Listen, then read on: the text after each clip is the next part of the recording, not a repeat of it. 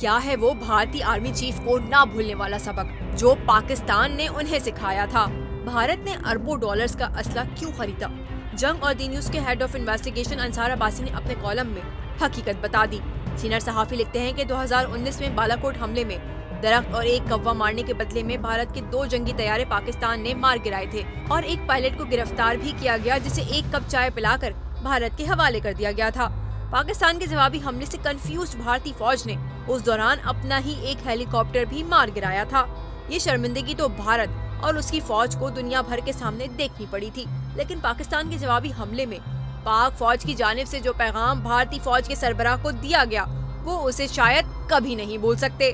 पाकिस्तान ने भारतीय जंगी तैयारे गिराने के साथ साथ मकबूजा कश्मीर में मौजूद भारतीय फौज के 5 टारगेट्स को भी निशाना बनाया था, जिसका मकसद किसी जानी नुकसान की बजाय भारत और उसकी फौज को सिर्फ ये पैगाम देना था कि अफवाज पाकिस्तान उनको कितने बड़े बड़े सरप्राइजेस दे सकती है।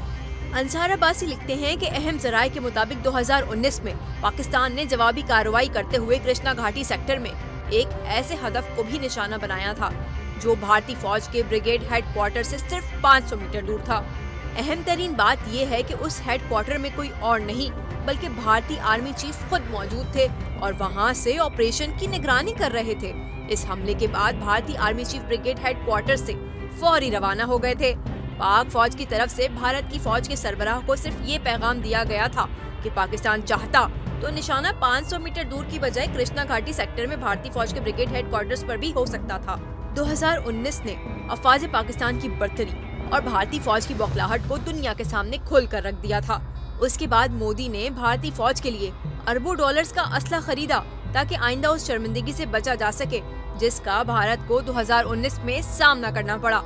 लेकिन भारत को जो बात समझनी चाहिए वो ये है कि लड़ाई लड़ने के लिए असले से ज्यादा जरूरत ट्रेनिंग और जज्बे की होती है और इन दोनों मामलात में भारतीय फौज पाकिस्तान की अफवाज का मुकाबला नहीं कर सकती। आज फिर इस खतरे का इजहार किया जा रहा है कि पहलगाम वाक़े के बाद अब भारत फिर पाकिस्तान पर हमला कर सकता है। अंसार अब्बासी लिखते हैं कि उन्हें शक है, उनका ख्याल है कि भारत 2019 की गलती नहीं दोहराएगा। एक तरफ तो भारत को पाकिस्तान की फौज की सलाहियतों और जज्बे जहाद का इल्म है और ताज़ा तजुर्बा भी, दूसरी तरफ पहलगाम हमले ने किसी दूसरे की बजाय भारत की अपनी ही नाअहली और सिक्योरिटी पर संगीन सवालात उठा दिए।